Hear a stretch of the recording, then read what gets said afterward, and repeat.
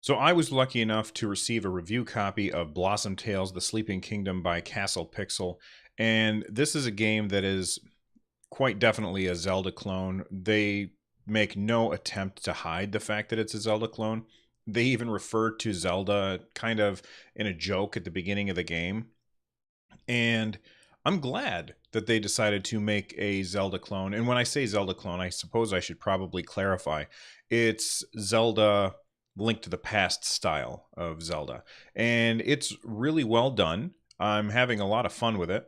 The story kind of works out as a grandfather is telling a story to his grandkids.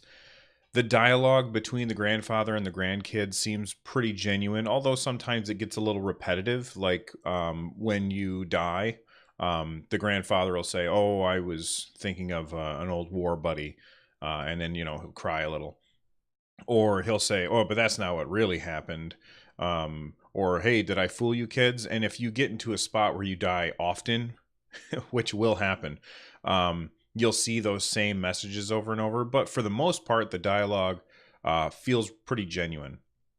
As you're playing through the game and the story is unfolding, you'll get these little text boxes at the top of the screen where the grandfather is telling the kids the story, and you get to make choices.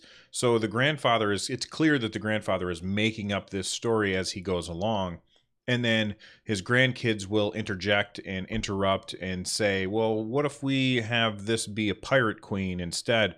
And maybe the other grandkid will be like, well, no, I would prefer it be a ninja. And then you get to make that choice. um, and based on what choice you make, that's the kind of boss that you're going to fight, or the enemies that are going to be added to the area.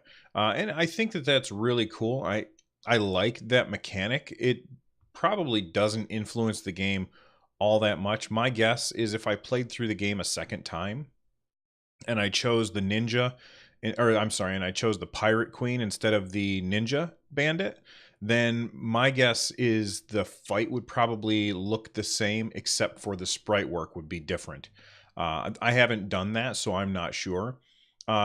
Speaking of the sprite work, the graphics are 16-bit.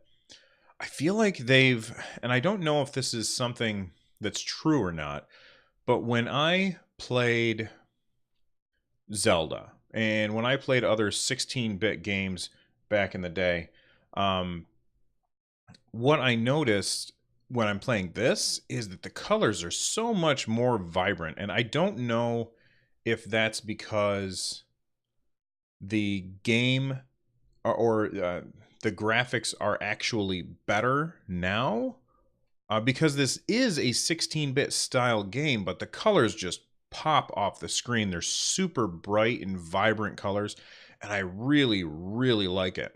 It looks fantastic, and it still feels like it holds true to that 16-bit era, which for me, I have a lot of nostalgia for. So I really enjoy that 16-bit era. The audio, the music is very, very good. The sound effects are well done. There's certain tones that you hear when certain things happen, so that's a good cue to you that, okay, if I hear this sound, I know that these enemies are in the area. I should probably get my bow out, that kind of thing. Um, the controls are customizable, which I like. I can decide how I want them. They feel really loose compared to Zelda. And it's tough for me to compare this game to Zelda because I just have to. It's the closest comparison. But the controls feel very loose. When the main character, I think her name is Lily. Now that I think about it, when the main character Lily, if you start moving to the left and then you quickly change direction and move to the right, she'll kind of skid for a little bit. And I'm sure that this is something that the developers planned on. It's not because they did a bad job with the controls. It's just not what I was expecting. I was expecting the controls to be a lot tighter. That being said, as I played through the game, I definitely got used to it really quickly. So it really didn't affect how much I enjoyed the game. Um, the game uses three main buttons. You get to pick which buttons they are, which is great. So you've got your primary, secondary, and tertiary abilities. You can put those on whatever buttons you want. What I would prefer is that the game used that fourth button. The fourth button, for some reason, is used to turn vibration on and off. I don't know why you would want to do that mid-game. Like, my guess is most people would set vibration to be on and then just leave it on, or set vibration to be off and then just leave it off. So I'm not sure why they decided to go that route. Another use for that fourth button for me would have been a great interact button. A lot of times when I walk up to a chest or a potted plant, my sword attack ability turns into my interact ability. And there's really no reason for that, because we have a fourth button.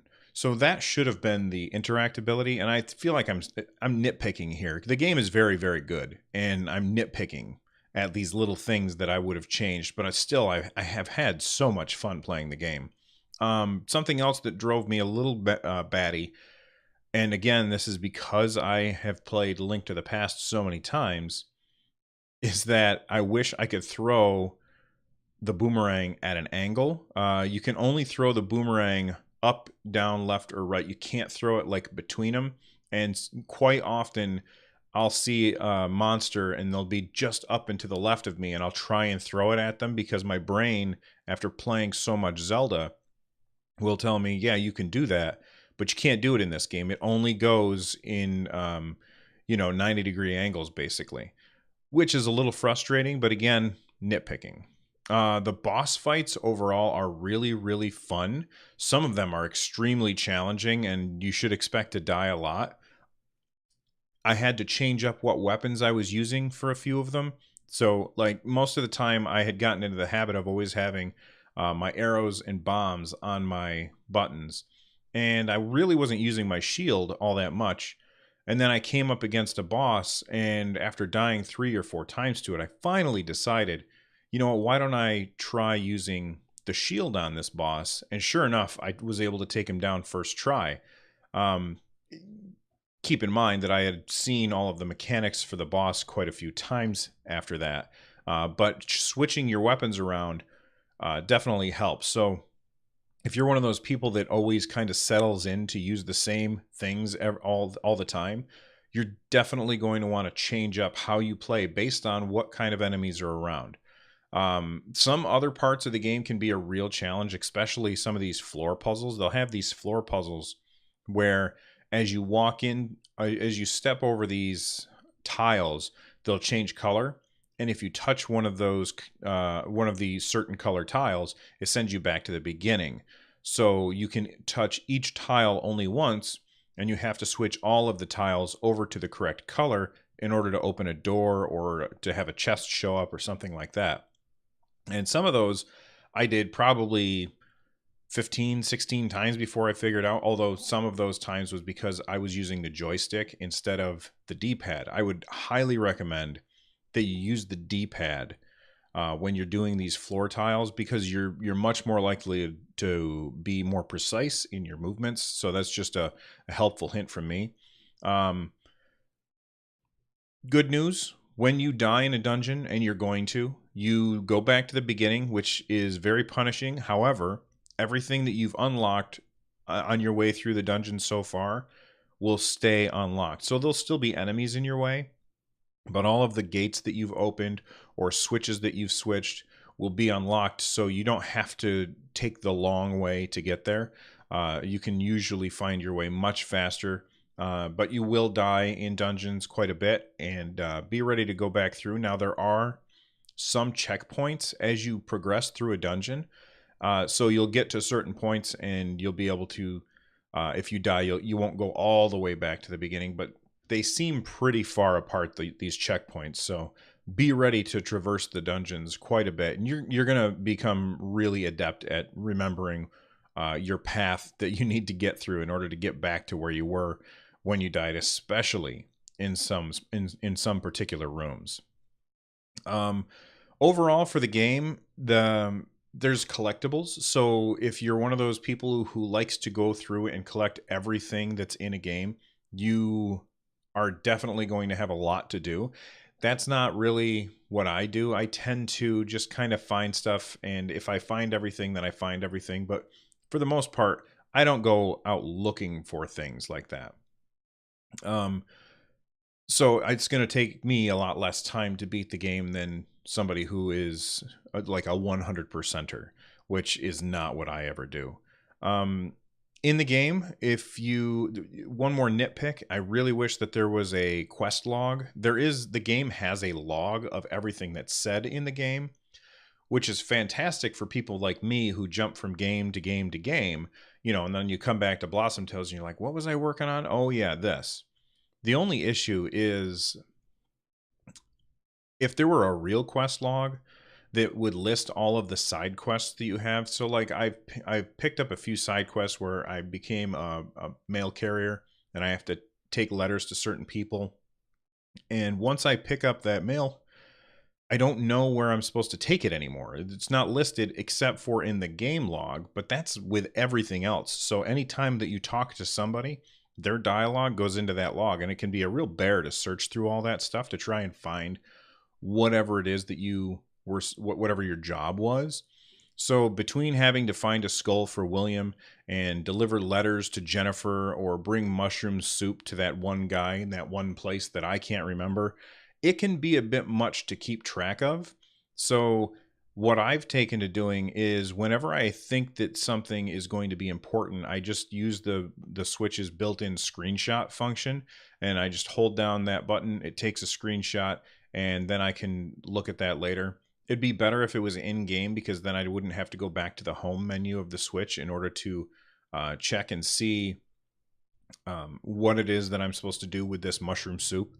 But overall, I'm going to say that this game is fantastic. It's a really, really good Zelda clone, and I feel bad calling it a Zelda clone, even though that's what it is, because a lot of people will just dismiss it based on that, based on the fact that it's not something that's 100% truly unique. But not everything has to be truly unique. It definitely has its own features. It definitely has its own personality.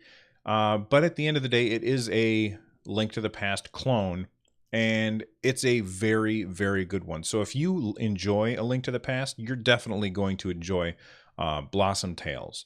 So I recommend you pick that up. I picked it up on the Switch. Well, it was given to me on the Switch, and that's where I played it. You can also get it on Steam, but I think this is the kind of game where it's really good to have it be portable. So I recommend that you pick it up on the Switch if you're going to grab it. Anyway, thank you so much for listening. If you didn't know, I'm also a Nintendo podcaster. You can check out my podcast at runjumpstomp.com/listen. The podcast is called Switchcraft. You can find it in pretty much any podcatcher that there is. And I really appreciate you guys watching. Make sure you leave some feedback down below, and let me know if you pick up this game and what you think of it. Thanks for watching. Take it easy.